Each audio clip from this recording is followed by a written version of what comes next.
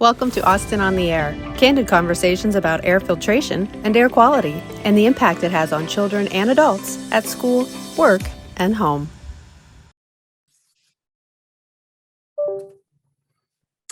Hi, everybody. Welcome to Austin on the Air. Today we have with us on the show, we have Elisha Jarrett, aka Momma J. She's a keynote speaker in Atlanta, Georgia, philanthropist, community activist, a realtor. She holds several certifications in management and business, I believe. Yes. She's a mom of two daughters, one son who just happens to be Grady Jarrett. He's the defensive tackle for the Atlanta Falcons. So she wears many, many hats. So welcome, Elisha. Thank you. Thank you for having me. Did I get everything on your bio? I feel like there's still so much more that we could there's definitely a lot more, but that's pretty good. Yeah. 2 years, June 1st, retired from a major institution where I held many different hats and many different titles, and so yeah, and busy lady. Definitely busy, and probably the most important title is Lala of Harmony and Grayson. Oh, my two grandchildren. Grandma now too. Yes, awesome. Oh, that's so fun. So for this podcast, so this is part of a series. We started a series in May for Mental Health Month, and we've kind of decided to continue it because there's so much to talk about. And so I'm very appreciative of you joining us, Elisha, because you have a story. You have, oh my gosh, a story that is so powerful. It's one of tragedy, but also, resilience, perseverance, and ultimately, hope. And I feel like that is, that's the story that's so crucial for when we talk about mental health awareness. So if you don't mind, maybe take us back to 2015. It's the NFL draft, right? You're at home. It's supposed to be this joyful night, but it wasn't quite all that, right? Yeah. So 2015 is my son graduated from Clemson and went in. He had a really successful career at Clemson, where he was a great student, but also a really good athlete. And so we're rolling around to the 1st of May, and we're waiting around for his name to be called. He and I had just come back from Chicago from the draft. And so we had a pretty big party at the house, and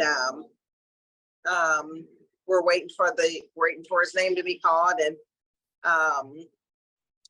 we smelled something that didn't smell right. And long story short, a few minutes later, saw a huge dark streak of smoke, and immediately realized that the house was on fire.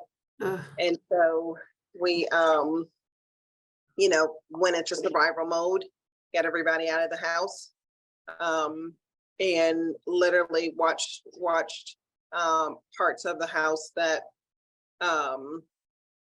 my children had grown up in, and I'm still there. I've been there over 30 years now.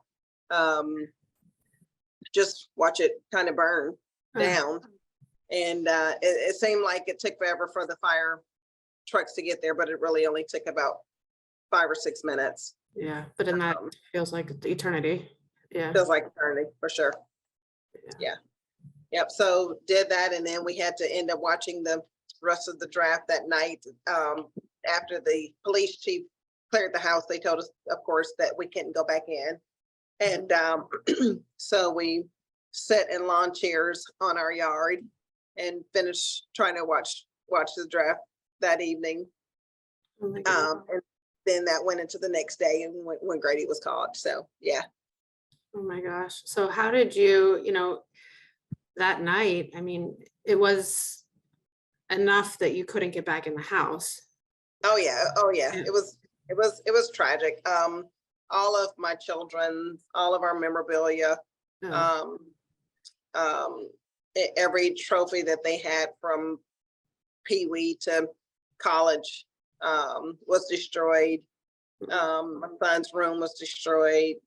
our family room. There were several rooms that was totally destroyed. And no, it took us almost a year to get back in the house.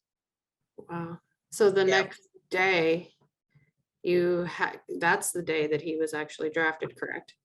Yeah, the next day was the day that he was actually drafted, and he tells the story really, really well.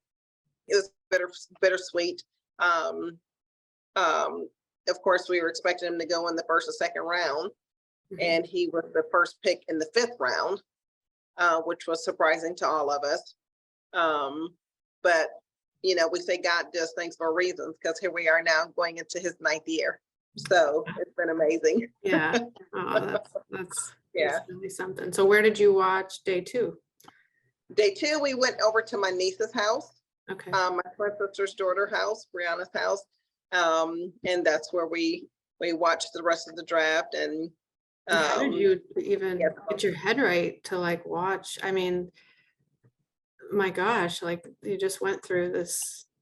It's still So, going through. I often say, especially during the fire, we went into survival mode. That's the only way I know how to describe it. But it's definitely a testament to how I've raised my family. And material things can be gone in a blink, and we're examples of that. But life is precious, Yeah. and you have to live every day knowing that life is precious. And my son definitely exudes that. He works really, really hard every day. I mean, he literally does not take a day off. And it's why it's taxing on his body. He does a very amazing job of taking care of his body. But as you know, that mental aspect comes into play as well. Yeah. So you have to. As a mom, I imagine, a lot of your heart that night and the next day, is on your son, right? Because this is supposed to be 100%. it's such a day for him. The excitement and all of that combined, like, how did you, what do you say to moms who are going through, maybe it's maybe not even just a tragedy, but a lot of stress or whatever, trying to still be that mom when you're going through all this other stuff that's around you? How do you stay focused on what's important? I'm a big reader, and I have yet to find a book that gives us an outline of how to do that. And I think that it's really important to stay grounded. My children have seen me very humble and very grounded. And I think that they have to adopt it, some of those qualities, where they understand that life is a balance. And, it's through trial and error. It's through communicating. It's through making sure that you don't allow your environment to change who you are, and that you don't conform to your environment, but that the environment conforms to you. And I think that has been truly amazing for my girls and my son, as they continue to move through this life. Yeah. So like you said before, having that perspective of things can go, but what's really important, life is precious. Yeah. Absolutely. Absolutely. Do you think that there's, when we talk about women, moms especially, do you think that there's this stigma still, associated with that, like moms can do it all, they got to be better, they don't ask for help, they're just put on your mom hat, and if so, like, how do we change that? Yeah.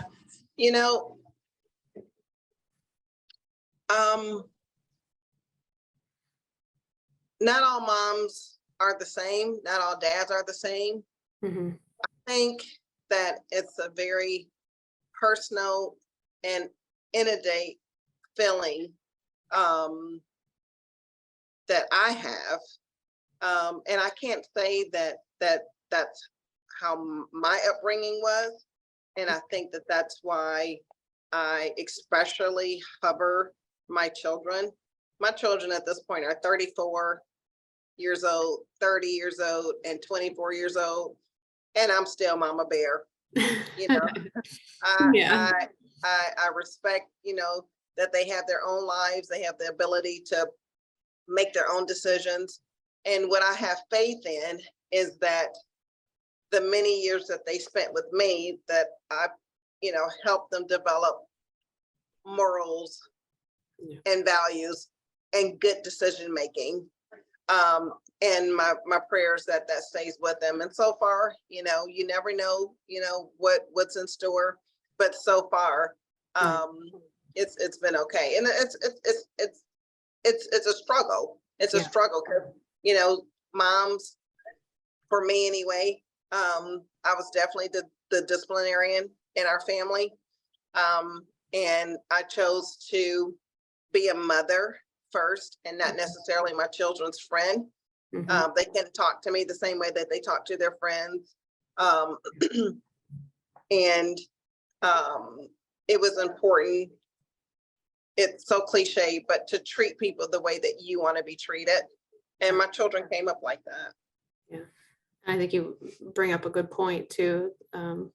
The being humble and that it's a struggle, just recognizing that, trying to be real. I think sometimes people try to be so much more and to hide and to put up these facades, and really peer pressure, the peer pressure, society pressure.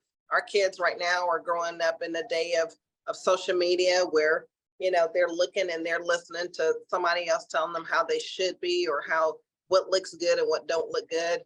And a person that doesn't have a strong foundation will fall into that.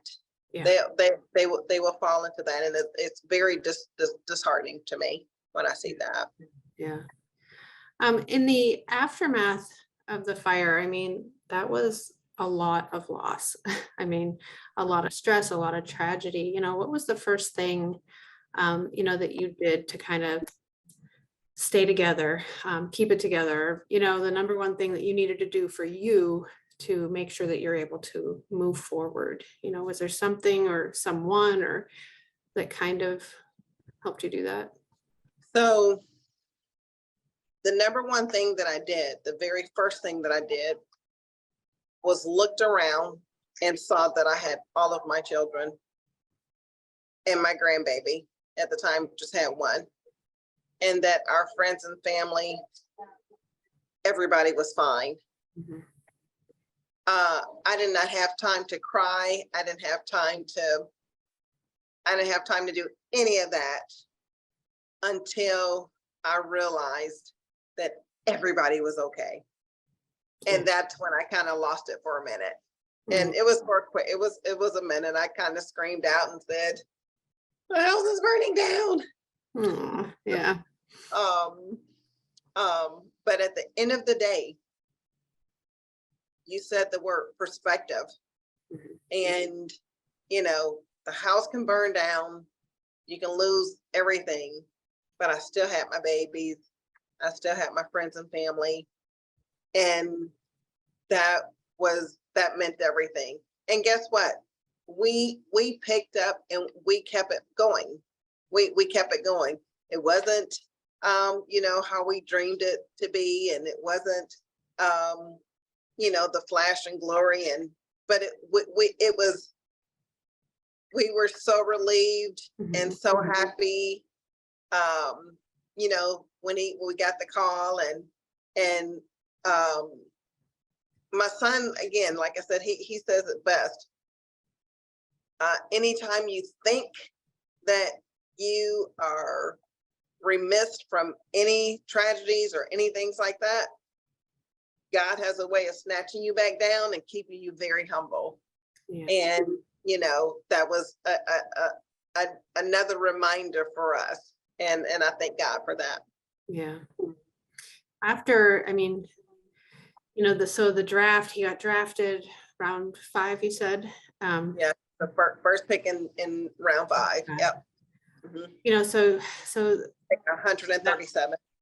That's a lot of transition then. He's all of a sudden now transitioning to this new job, this new, luckily, thankfully, it was still in Atlanta. But now you had the task too of rebuilding, and that's a lot. What do you think, as you were navigating that process, like, how did you kind of keep it, I guess, together, or at least recognize your red flags? Like, okay, I'm pushing it too hard. I need a break. I need to do things for me. Like, because there's that initial tragedy, but then there's the wake of the tragedy. Talk to me a little bit about the wake of the tragedy and how you made sure you were okay.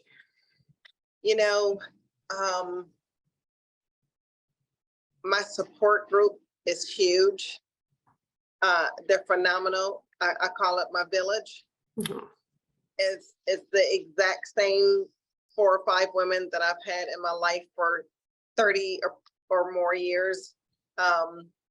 My girlfriend Tari, who's been with me since the 2nd grade of school.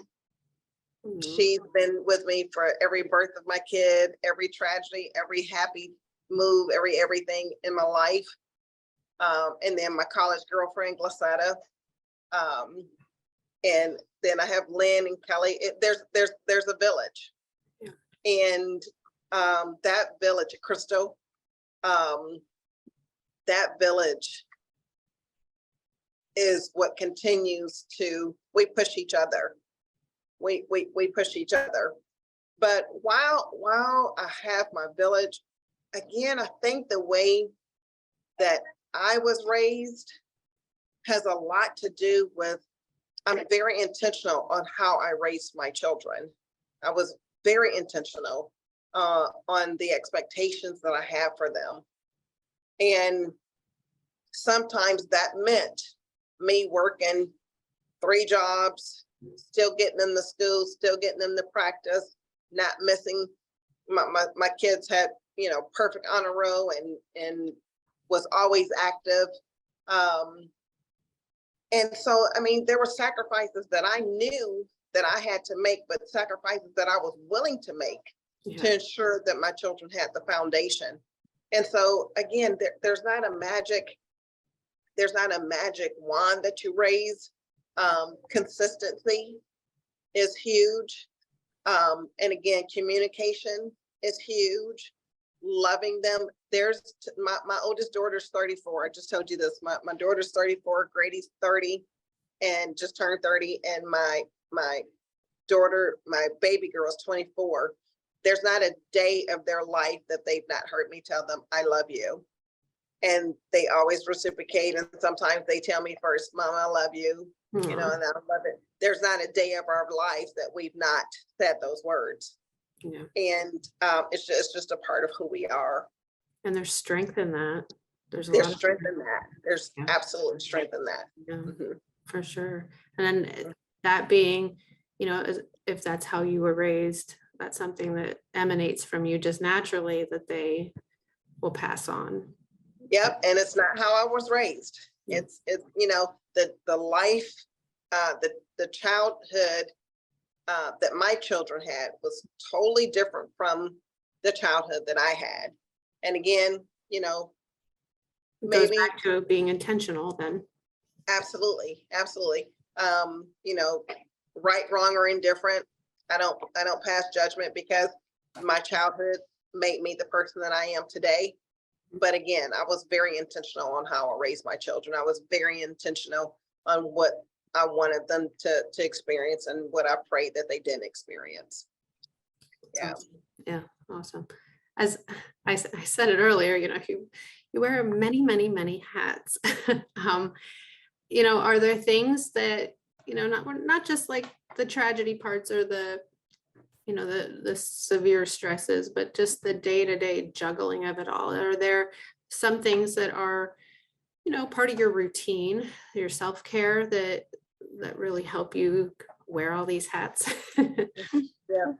Like I said, I'm a big reader. And I am, I'm not a person that's in church five days a week, but I'm very spiritual.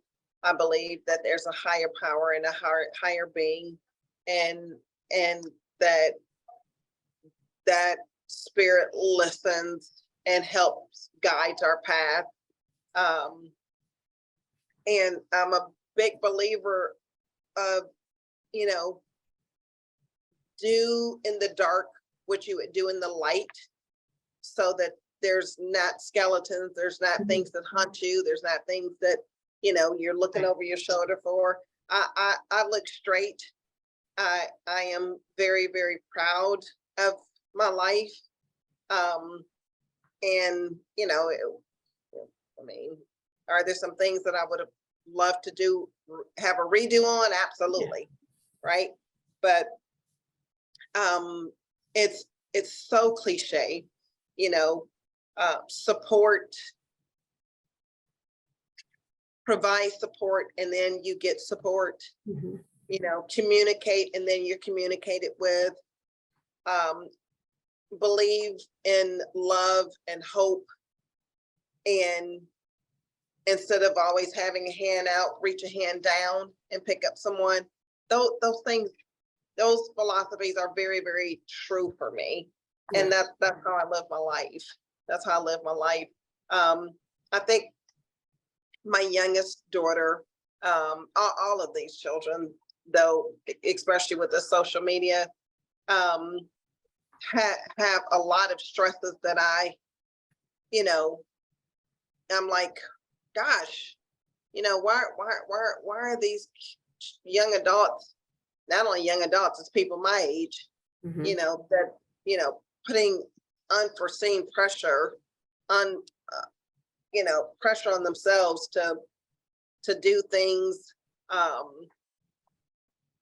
That part I don't get. I know that I came from an area where I had to work for what I wanted. And now these younger people, like, they want it in a microwave. They want it now. Yes. But they don't want to put in the work for it. And so I'm a big advocate of, you have to work for what you want. You have to crawl before you walk. Yeah. And who are you trying to compete with? Stop trying to compete with anyone. When you compete with your son, when you compete with yourself, that's your biggest competitor. And my son says that best. He is his biggest competitor.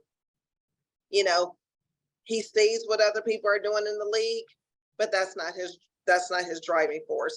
Yeah. He is his number one competitor. He's his biggest competitor.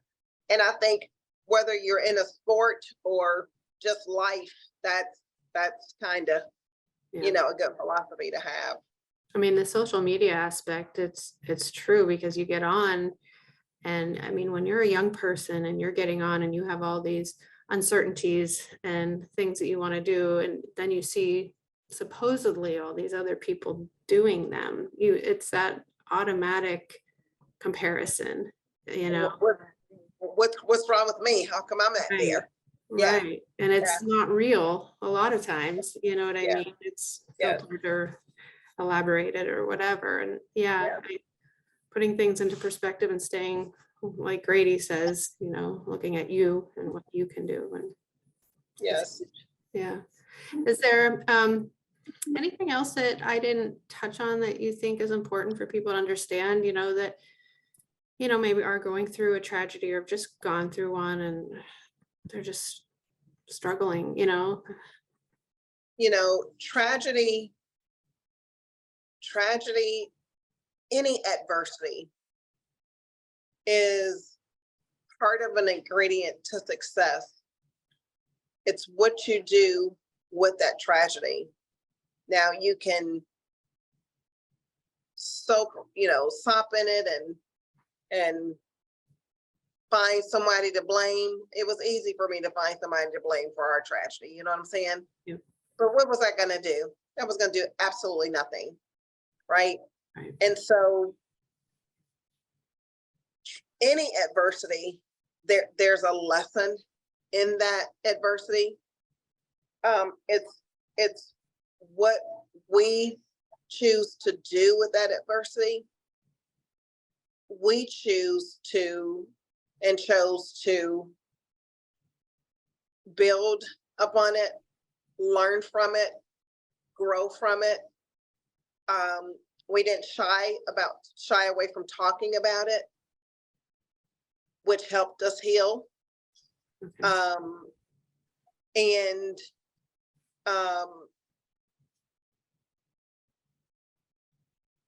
continue to support. And again, this seems so cliche, but it's not rocket science. Yeah. You know, It's basic stuff of how humans it's fundamental. interact. Yes. Yeah. Yes. It's Mm-hmm. it's what we were made for, Yeah. interaction, Yeah. communication, support, all of it. Yeah. Yes. Mm-hmm. Well, I am so grateful that you took the time out of your gorgeous vacation back there to talk with me. Absolutely. It's such an important topic. And I think that there's a lot of people after listening to you and listening to your story, that can, I'm hoping, put things in perspective for themselves. And so I'm very grateful for that. Absolutely. There's one thing that when I'm talking to different moms around the league, I have my show Inside the Shield with Pro Football Moms, where I talk to many different moms. We have 17 episodes last year, 17 episodes in the year before that, and then 17 episodes coming up this year. And one of the things that we talk about is, when our boys or girls feel like they need some help outside of the family, that there's nothing wrong with seeking outside help, outside counseling to talk. Sometimes people, for whatever reason, find that to be an embarrassment. And I would tell anybody to please find you somebody to talk to, someone that is even independent of your family or your friend, just so you can have a different perspective, because it helps. It helps. I'm a big advocate of talking to myself. Now you want to talk about crazy? I do. I'm like, you got this. You got this. You can do this. That's the sanest thing I've heard all year. I'm telling you. Yes. I'm telling you. And that's probably like one of my secrets. That's not really a secret. Mm-hmm. My twin sister is a doctor, and so she talks to us a lot about some of the things that she goes through in her practice and stuff in regards to mental health. And again, I think when you have you're able to release it. Yes, when you're able to release it, I mean, it takes it. Yeah. The world lifted off your shoulders. Yeah, you become like a boiling pot with a lid on it. At some point, you got to let that out, or something's going to blow. Yes. Yes, for sure. It doesn't have to be to, somebody that is part of the family, like you said, somebody that sometimes that's actually more helpful to get that outside perspective. That can come in and help you put things into perspective. Yeah. Yes, for sure. Yeah. Yes, for sure. Well, Elisha, I thank you so much. I am very, very grateful for your time and taking time out to talk to us about such an important topic. So have a great rest of your vacation. I'm so jealous with that background back there. It's amazing. Yes. Definitely amazing. Thank you so much. We'll talk to you soon. Thanks for tuning in to another episode of Austin on the Air. For more information on air filtration, air quality, and respiratory health, visit austinair.com.